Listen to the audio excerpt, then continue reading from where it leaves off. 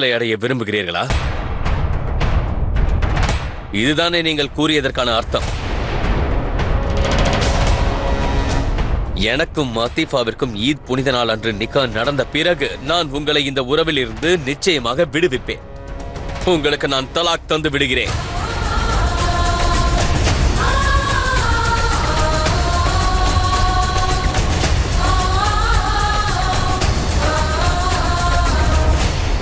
ஜலால்,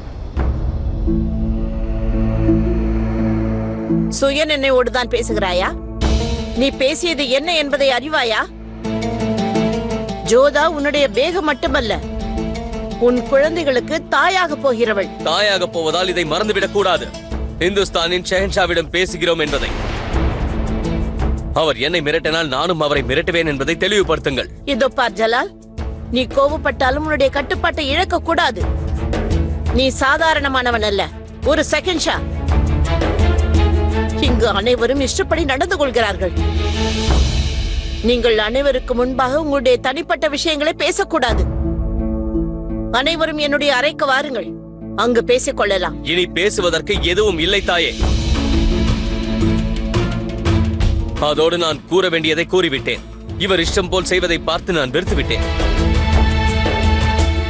ருக்கையா பேகம், அந்த புறத்தில் எது நடந்தாலும் அனைவருக்கும் தெரிந்துவிடும் என்பீர்கள். இதை கூறியது தாங்கள் தானே. பிறகு எதற்காக இந்த ஆச்சரியம்? அனைவருக்கும் தெரிந்த பிறகு இதை நானே சுயமாக பிரகடனம் செய்வதில் என்ன?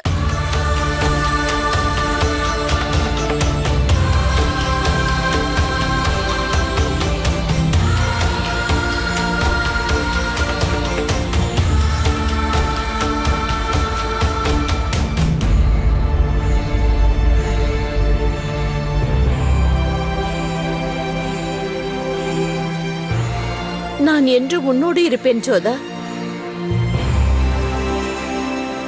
வேண்டாம் அத்தை.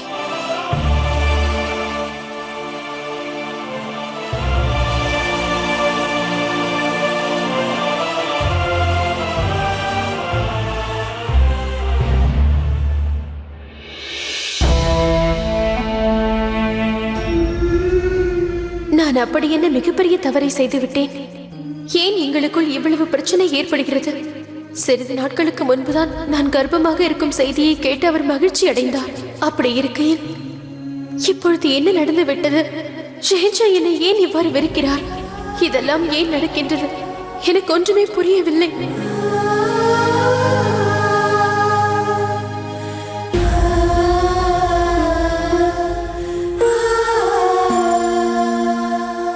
ஜோதா பேகம்,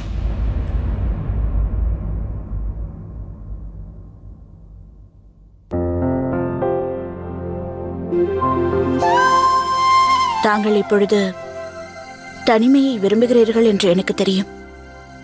ஆனால் வேறு வழி இல்லாமல் இங்கு வரவேண்டியதாகிவிட்டது.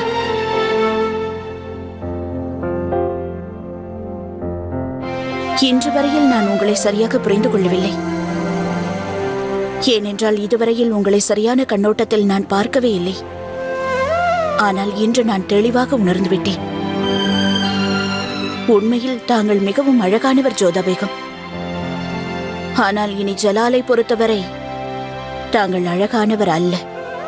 எவ்வாறு என் மீது காட்டிய உணர்வுகளை தாங்கள் வந்த பொழுது அவர் முற்றிலும் அதை மறந்தாரோ, அதே போல்தான் இப்பொழுது உங்களையும் மறந்துவிட்டார். நான் உங்களை மிகவும் வெறுத்தேன். காரணம் என்னிலிருந்து அந்த பொறாமை என் குணத்தை தோற்கடித்து விட்டது. ஆகையால் தான் நான் எப்பொழுதுமே தங்களை என் அடிமனதில் வெறுத்து வந்தேன். மனதார ஒருவரை நேசிக்கும் பொழுது அவர் மனதிலிருந்து நம்மை நீக்கிவிட்டால் அந்த வலி எத்தகையது என்பதை தாங்கள் உணர்வீர்களா? இனி தாங்கள் தேவையற்ற ஒரு பேகமாக வாழப் போகிறீர்கள். ஒரு புறம் உங்கள் கணவர் நம்பிக்கை துரோகம் இழைத்து விட்டதை நினைத்து துடிக்க, இன்னொரு புறம் உங்கள் புத்தி உங்களுக்கு பிறக்கப் போகும் குழந்தையின் எதிர்காலத்தை நினைத்து துடித்துக் கொண்டிருக்கிறது. ஷெஹன்ஷாவின் மனம் எப்பொழுது மாறும் என்பது அவருக்கே தெரியாது என்பதை நான் பல முறை கூறுவதற்காக நான் வந்திருக்கிறேன் ஜோதா. அனைத்தும் முடிந்து விட்டது ருக்கையா பேகம். ஷெஹன்ஷாவின் திருமணம் முடிந்த பிறகு நான் ஆக்ராவை விட்டு சென்று விடுவேன். இனி இதை பற்றி பேசி லாபம் இல்லை. இதையெல்லாம் என்னிடம் ஏன் கூறுகிறீர்கள்? ஏனென்றால் ஜலாலுக்கு தாங்கள் நெருக்கமாக இருந்தீர்கள். அவருக்கு தங்கள் மீது இருந்த காதலை என்னால் தாங்க முடியாமல் தவித்தேன். நீங்கள் வந்த பிறகு அவர் மனது மாறத் தொடங்கியது. அவர் என் பக்கம் திரும்ப கூட இல்லை. அதேபோல் தாங்கள் ராஜமாதா ஆகப் போவதை கேட்டு நான் தாங்க முடியாமல் துடித்தேன். தங்கள் மீதிருந்த கோபம் மெல்ல மெல்ல வளர்ந்து தங்களை நான் அடியோடு வெறுக்க தொடங்கினேன். உங்களுக்கு நடந்தது போலவே விரைவில் லத்தீஃபாவுக்கும் நடக்கும். இப்பொழுது முக்கியமாக விளங்கும் அவள் கூடிய விரைவிலேயே வெறும் வேகமாக மாறிவிடுவாள். விரைவிலேயே அவளும் முக்கியத்துவத்தை இழந்து விடுவாள். அப்படி என்று நான் மகிழ்ந்தேன். அதன் பிறகு மீண்டும் நான் தலை தூக்குவேன். ஆனால் நான் நினைத்ததெல்லாம் தவறாகிவிட்டது. அவள் ஜலாலை எவ்வாறு மாற்றி இருக்கிறாள் என்றால் அவர் தங்களுடன் சேர்த்து என்னையும் மறந்துவிட்டார். தன் பாட்ஷா ஸ்தானத்தை, பரம்பரை கௌரவத்தை, தன் ராஜ்ய மக்கள் அனைத்தையும் அவர் மறந்துவிட்டார். இதற்கு காரணம் நிச்சயம் அந்த லத்தீஃபா தான். அவளுக்காகவே தான் ஜலால் தன் அரியணையை கூட துறக்க துணிந்து விட்டார். அதேபோல் நானும் என் அதிகாரங்களை இழக்கப் போகிறேன். அந்த லத்தீஃபாவை நிக்கா செய்ய முடிவெடுக்காமல் இருந்திருந்தால் நன்றாக இருந்திருக்கும். இனி என்னிடம் ஒரே ஒரு நம்பிக்கை தான் இருக்கிறது.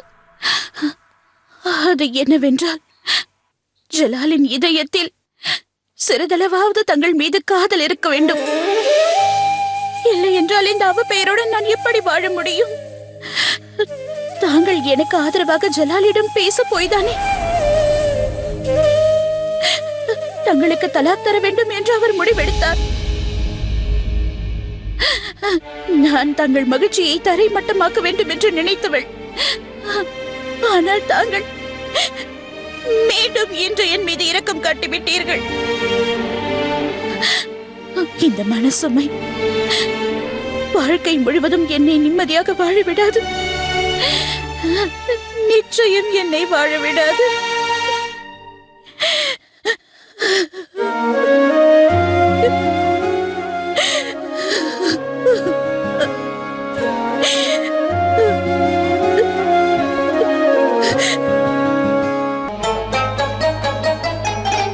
பிறை நல்வாழ்த்துக்கள்.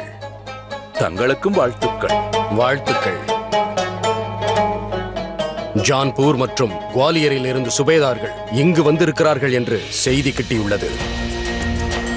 அவர்கள் நம்மை ஆதரிப்பதால் நமது பலம் அதிகரிக்கும். சுருக்கமாக கூறினால் ஷெகன்ஷாவாக ஜலாலுதீன் இருக்கும் கடைசி நாள்தான் இது.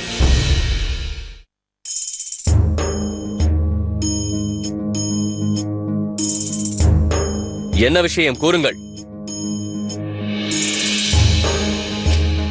யார் இவர்கள்?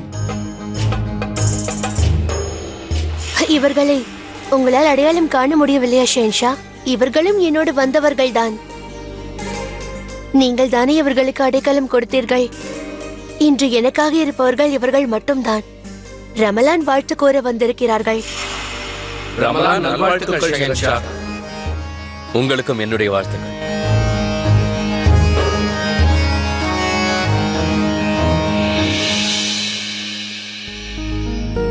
என்னவாயிற்று? நீ மகிழ்ச்சியாக இல்லையே? நான் மகிழ்ச்சியாகத்தான் இருக்கிறேன். நாளை என் வாழ்க்கையில் மிகவும் மகிழ்ச்சிகரமான நாளாகும். ஆனால் என் மகிழ்ச்சியை பகிர்ந்து கொள்வதற்கு என் குடும்பத்தினர் யாரும் இல்லை. இவர்களிடம்தான் என் சோகத்தை பகிர்ந்து கொண்டேன். இவர்கள் அனைவருக்கும் என் கணவர் என்னை துன்புறுத்தியது நன்றாக தெரியும். என் இரண்டாம் திருமணத்தை எண்ணி இவர்கள் மகிழ்ச்சியாக இருக்கிறார்கள்.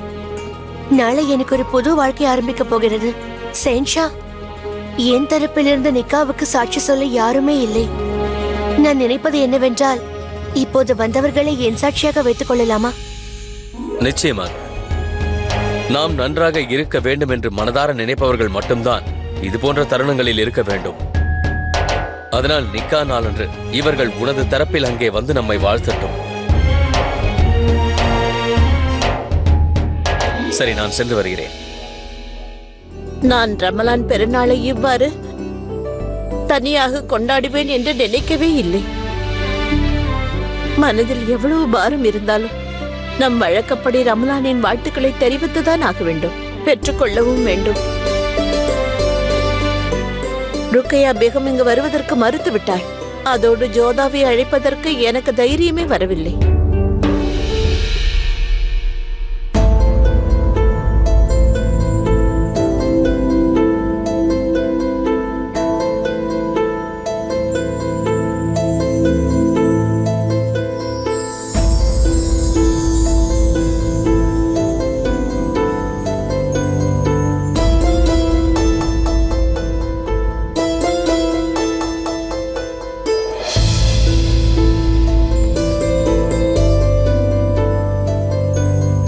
ஜோதா, உன்னை சமாதானப்படுத்திக்கொள்.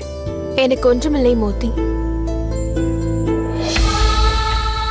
நிறைய அழுது விட்டேன், எவ்வளவோ எடுத்துரைத்து விட்டேன், பிரார்த்தனையும் செய்து பார்த்தேன். இனி செய்ய மாட்டேன். இது மட்டும் வேறு சமயமாக இருந்திருந்தால் நான் உடைந்து போயிருப்பேன். ஆனால் இனி அது முடியாது. நான் தனியாக இருந்திருந்தால் உடைந்து போயிருப்பேன். இப்பொழுது என்னோடு என் குழந்தைகள் இருக்கிறார்கள். இனி என்ன செய்ய வேண்டும் என்பதை நான் முடிவெடுத்து விட்டேன் மோதி. என்ன முடிவெடுத்திருக்கிறாய் ஜோதா? நாளை ஷேன்ஷாவிற்கு நிக்கா நடந்து முடிந்தவுடன் நான் அவருக்கு விடை கொடுத்து விடுவேன். ஆமீருக்கு நான் ஒரேடியாக திரும்பி சென்று விடுவேன். ஆமீருக்கா?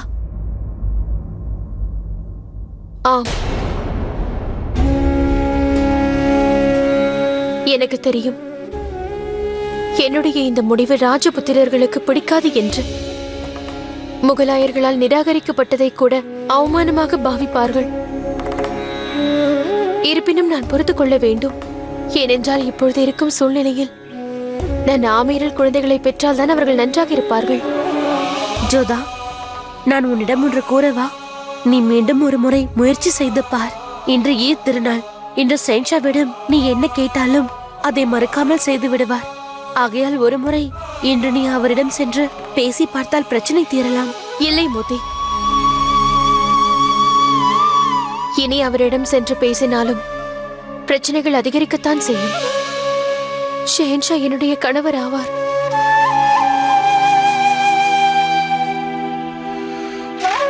என்றும் நான் அவரை மனதார காதலிக்கின்றேன். இங்கிருந்து செல்வதற்கு முன்னால் எங்கள் உறவு இன்னும் அதிகமாக பாதிக்கப்படுவதில் எனக்கு விருப்பமில்லை மோதி.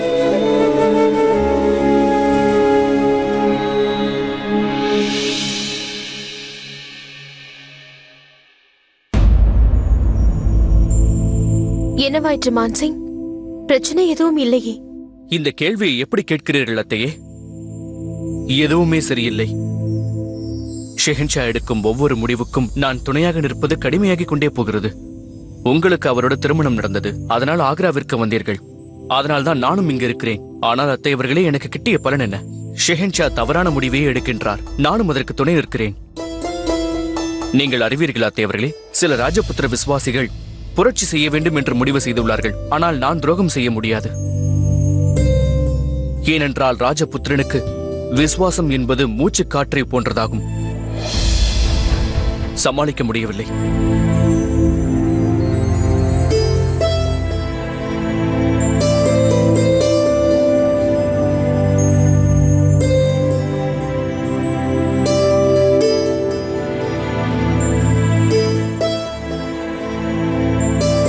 மான்சிங்,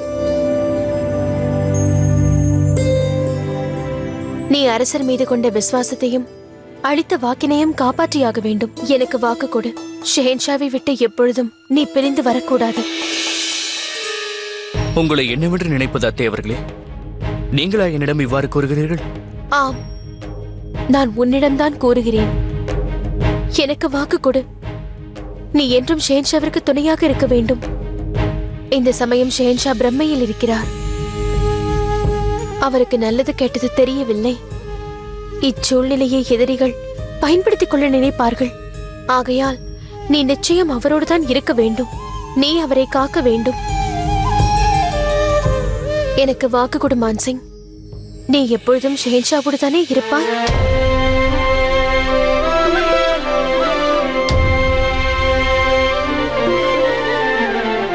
நான் உங்களுக்கு வாக்களிக்கிறேன் அத்தை. ஷான் பேகம் வெளியே வாருங்கள் என்று கூறினேன்.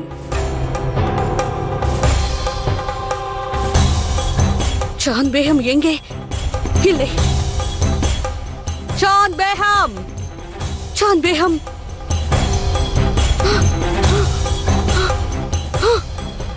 இல்லை, சாந்த் பேகம், வெளியே வாருங்கள். சாந்த் பேகம், எங்கே இருக்கிறீர்கள்? சாந்த் பேகம். இச்சமயம் என் அறைக்கு யார் வந்திருப்பார்கள்? அது யாராக இருக்கும்?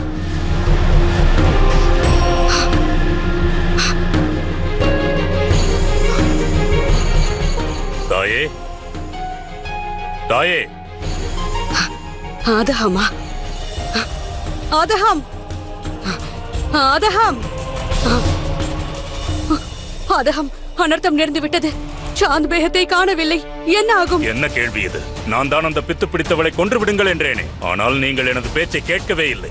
எனக்கு ஆக்ராவின் அரியணை கிடைக்கும் வாய்ப்பு கிடைத்திருக்கிறது. தாங்கள் பொக்கிஷம் என்று உளறிக் கொண்டிருக்கிறீர்கள். அது இருக்கிறதோ இல்லையோ தெரியாது. அந்த குதாவிற்காகவாவது இன்று ஒரு பொழுது முட்டாள்தனமாக பேசாதே ஆதஹம். சாந்த் பேகம் காணாமல் போய்விட்டாள் என்று கூறுகிறேன். அவள் இப்போது தப்பிவிட்டாள்.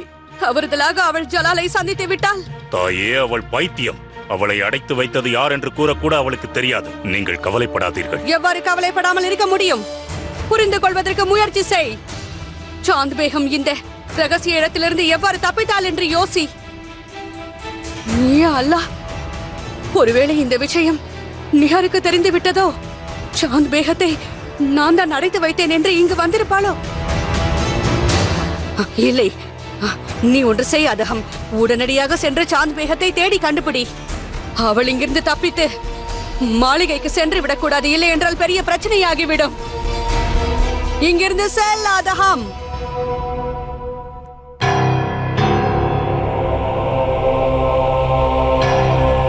இந்த சாந்த் பேகம் எங்கே சென்று இருப்பாள்? என்னுடைய நிக்காவின் ஏற்பாடுகள் நல்ல விதமாக இருக்க வேண்டும். அதிஃபாவின் உறவினர்கள் யாராவது இருந்தால் அவர்களை தேடி கண்டுபிடித்து அவர்களை நன்றாக உபசரிக்க வேண்டும். அதேபோல் நிக்கா சமயத்தில் அவர்கள் அங்கே வர வேண்டும் என்பதை தெரியப்படுத்துங்கள். ஒருவேளை அங்கே யாராவது வரவில்லை என்றால் அவர்களை துரோகிகள் என்று அறிவித்து விடுங்கள். துரோகம் செய்வது எனக்கு சிறிதும் பிடிக்காது. இன்னும் ஒரு விஷயம், என் நிக்காவிற்கு ஜோதா பேகம் வரக்கூடாது என்று நான் விரும்புகிறேன். ஏனென்றால் அவர்தான் இந்த நிக்காவை அதிகமாக வெறுத்தவர்.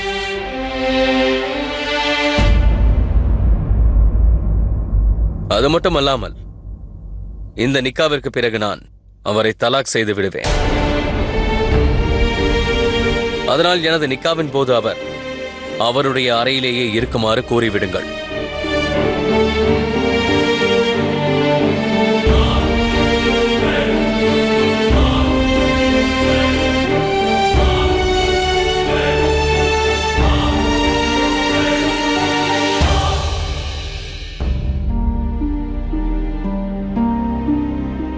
எனக்காக நீங்கள் கவலைப்பட வேண்டாம் ஷேன்ஷா. அது மட்டுமல்லாமல் நான் நாளையே ஆக்ராவை விட்டு ஆமீருக்கு செல்கிறேன். அதுவும் நிரந்தரமாக. நான் இங்கு அத்தையை சந்திப்பதற்காக வந்தேன். இதற்கு பிறகு அவரிடம் பேசும் வாய்ப்பு கிடைக்காமல் போகலாம். தாயாரிடம் கூறிவிடுங்கள், நான் பிறகு அவரை சந்திக்க வருகிறேன் என்று.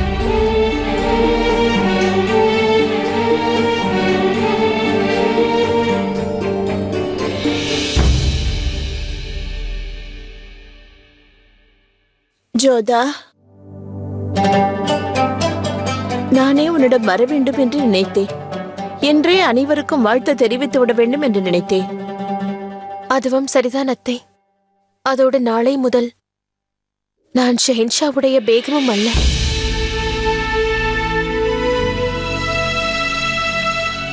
உங்கள் மருமகளும் அல்ல. நான் ஆக்ராவை விட்டு செல்ல மாட்டேன் என்று வாக்களித்திருந்தேன். எனக்கு அது இப்பொழுதும் நன்கு நினைவில் இருக்கிறது.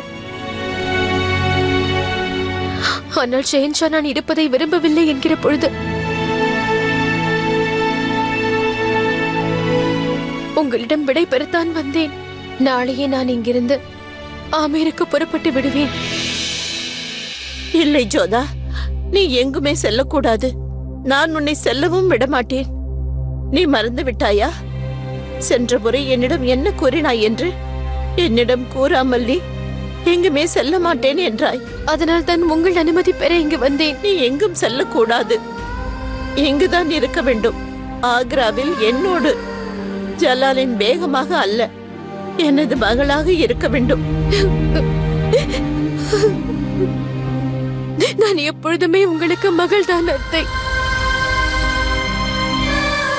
எனக்கு நன்றாக தெரியும் அத்தை, நான் கஷ்டப்படுவது உங்களுக்கு பிடிக்காது.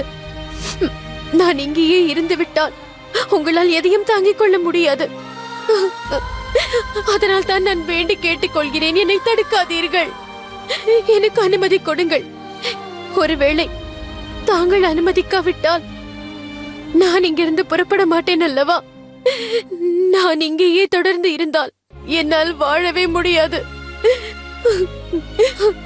என் கண் முன்னால் என் கணவர் என்னை விட்டு இவ்வாறு அவர் பிரிந்து செல்வதை என்னால் தாங்கிக் கொள்ள இயலாது.